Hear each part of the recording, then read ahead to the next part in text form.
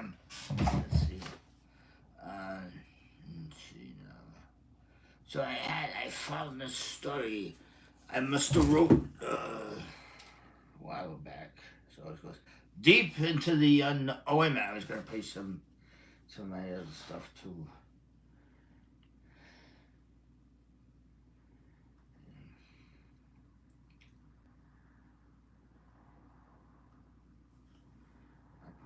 Oh Jesus! No, I was just looking at something. Yeah, greatly influenced by George Lakoff and Mark Johnson to a certain extent, especially at the beginning. So it says noun primitives and time-space limitation. Deep in, well, you would rather, you know what? Primitives and The the two of me time-space at once. limitation of time moves source I get path confused. goal trajectory. We may view You could put non-primitives music as being on. the blank slates of representation to which matter form ontologies is bestowed. Okay, so this I wrote, I'm gonna read now, and I hope everybody's doing real well. I really hope you're festive and you're enjoying life to the fullest, absolute fullest. So here's the story. Deep into the unknown frontiers concerning accidents, old as dynastic kingdoms remember, impossible novella or essay by Paul Arthur Bedard.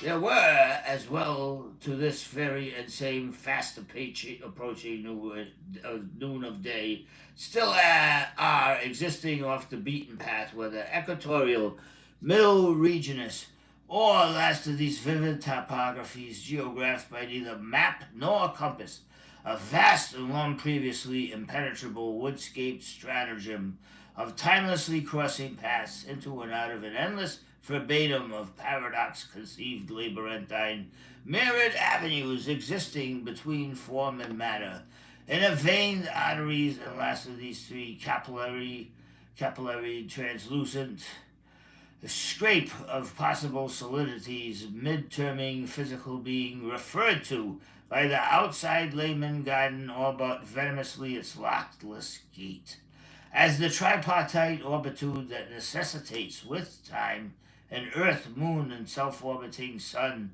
caprice in its sharpening colors, are, as all a partisan of pretextual proverb might think, there within.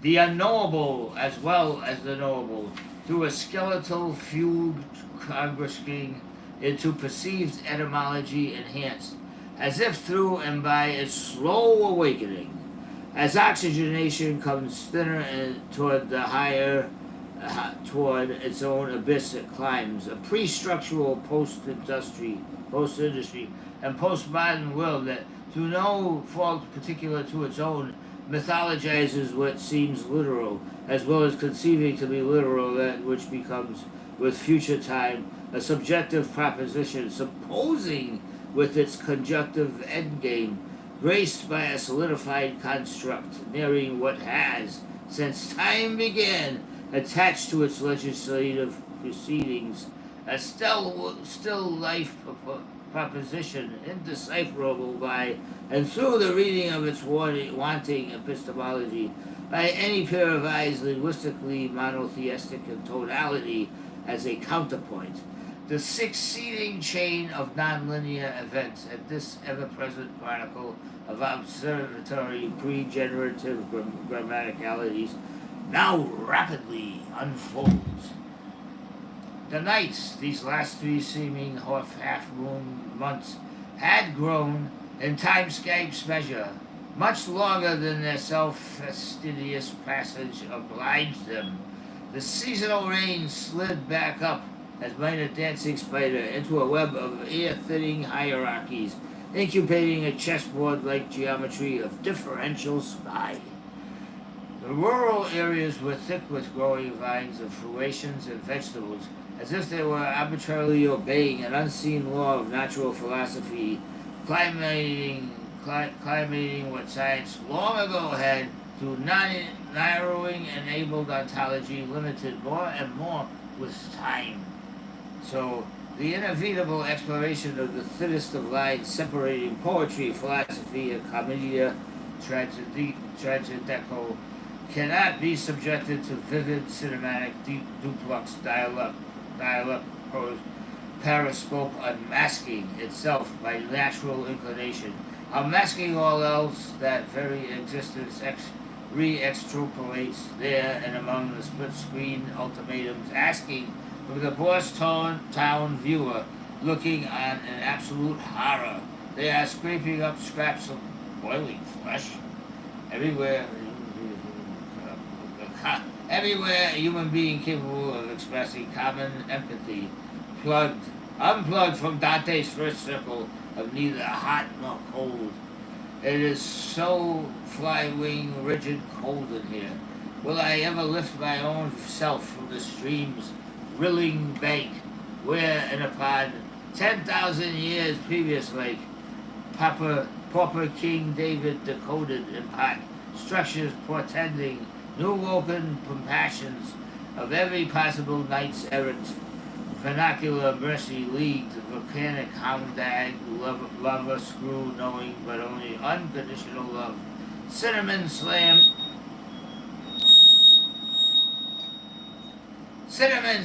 thinks he's drill cute for the sharpened intro. Play no favorites comes across town sparking deaths with the supermarket coupons after the factotum explosive photogenic barrel of horseholes. Who is on this plane of human existence could break a full-souled... Oh, that's about a book. I don't even want to read that. It's with that guy, the bald head. I read one of his books. I couldn't. What was his name? I did an interview with Professor Jepson. Foucault. I don't know, it's just so horrible to read. Oh, I don't know.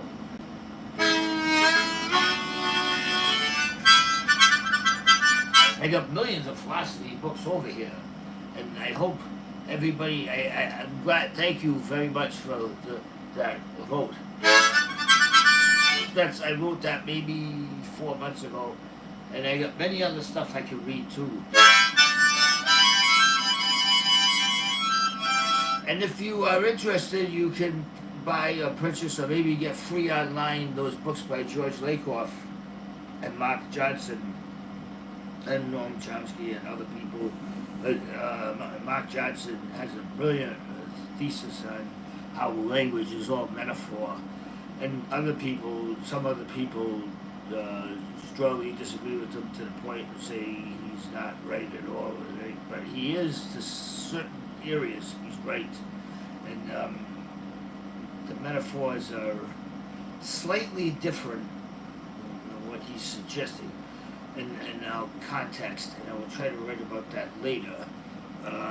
In other words, they're all of the linguist philosophers, George Lakoff, Steve Pinker, Noam Chomsky, many others, and I hope I say this right, etymologists. That's not the study of, I'm not thinking of the study of, but the study of, language, words, meanings and stuff like that. And all those writers, they all have threads of many threads, because each one of them is brilliant, and they contribute and contribute to the whole of the context of, if you put them all, unified their writings, you will get closer to the basic core of the truth they're trying to find about human nature in one aspect of it, and that will be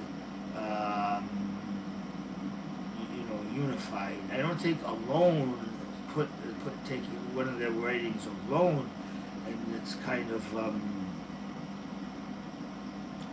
much more powerful. You read them all together, which I am limited to because I left all my books in Rehoboth. We went there once. But that's all right, because a lot of this was self-conceived, but not, but had been influenced by those, George Lakoff especially, and other, not so much all of it, but some of it. The slang words would be some of the Beat Generation, some of the writers like Raymond Chandler, or other writers like Walter Mosley or Toni Morrison. And I see slang, I love slang language, lingo, such scatsy, I don't know, any type of that lingo. I got it all over the room.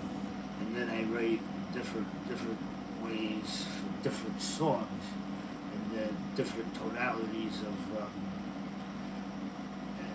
emotions, context. And, but I take that medication, it throws me off. It really throws me off because it escalates my emotions to a point where they're really off the wall. So right now it's completely out of my system, I think. So my thinking is much more calmer, much more relaxed, much more realistic. So now I will play for you a little more harmonica, and then I'll look for more range. Or maybe I'll write some more of this or some other stuff. Maybe comedy I'll do next, which I haven't done in a while. Now the comedy reduces my blood pressure automatically. I can actually feel myself relaxing, but only when I write comedy. Other stuff I feel relaxed too, but it's in a totally different way than the comedy. I don't know what it is about I do know what it is. It's just the comedy gives you great joy. Others writers give you great joy, but in a more serious tone. So.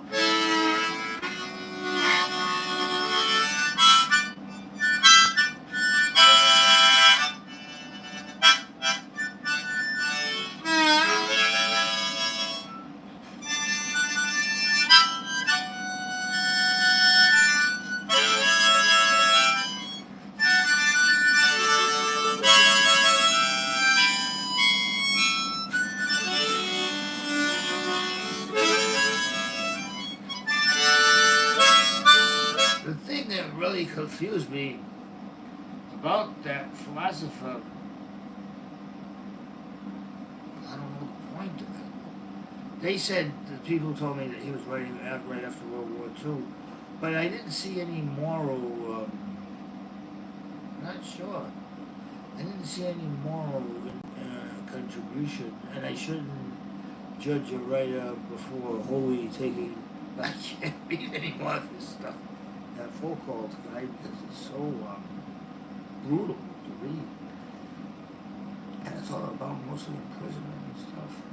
So maybe if anybody understands what he's trying to say, I don't know. But my favorite philosophers are others, and all over the room well, I don't like the guy one philosophy, but I have read him. Is that guy who is you know who he is. But I like Bertrand Russell, Martin Buber, Immanuel Kant, Jean-Paul Sartre, all of them. Hegel was slightly prejudiced in a few of his phrases. Quick reading, though he doesn't, not all of it, but slightly. He makes a few references that are bigoted. He is brilliant, but that bothers me. And then there's Schopenhauer. I always thought was kind of a little. He's brilliant, but he's a little less than the others. And so I know Jorge Luis Borges really liked his work. There's another brilliant writer that holds up in translation. He really does well. Anyway, she's fascinating even in translation. So Martin, then I get William Faulkner. Maybe I'll shook his, but I don't know. He's uses that word all the time. And I think that book Sanctuary is terrible. I think it's terrible. He just wrote it just so he could make money, which I would never do with my writings. I would never write for that purpose, even though I did sign that, that earnings thing. write for like love of writing and trying to help society and that kind of stuff. Never for a profit of not a profit by that way of writing a book just to um, throw the public's eye on the other books. And no, I wouldn't do that. I haven't up till now, so. And as long as they, in the hospital, they had, the doctor had the permission from the judge and the courts to give me Haldol. You wouldn't see me writing it anymore, and I'd be in constant agony. So that's what I'm facing all the time, but I'm not facing it. I don't think they could do it. I don't think they could because it could kill me. And this is still a country and a society where people have great empathic qualities about them. Most people, just about everybody I meet, does. So I think the manipulative people who would give a medication like that and hurt someone in terrible ways are much lesser than the other folks. And I hope I'm saying this out of all sincerity, so I hope YouTube doesn't mind me saying it, because I don't know how many all kinds of what do they call those things before the show, in between episodes. They come on for a minute or two, and the show comes back on. Those, I don't know. I don't know what I'm saying. Oh no, no. But I know that. So anyway, I got other writings here, and I will come back. I will be back throughout the day.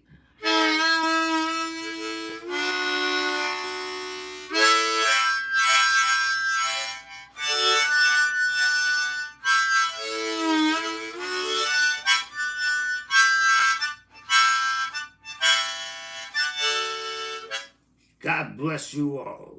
Peace, love, and I don't know. This means, I think, peace in the modern sign.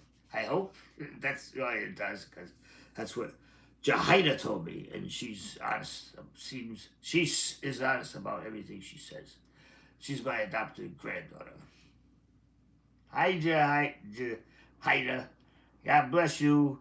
See you tomorrow or the next day.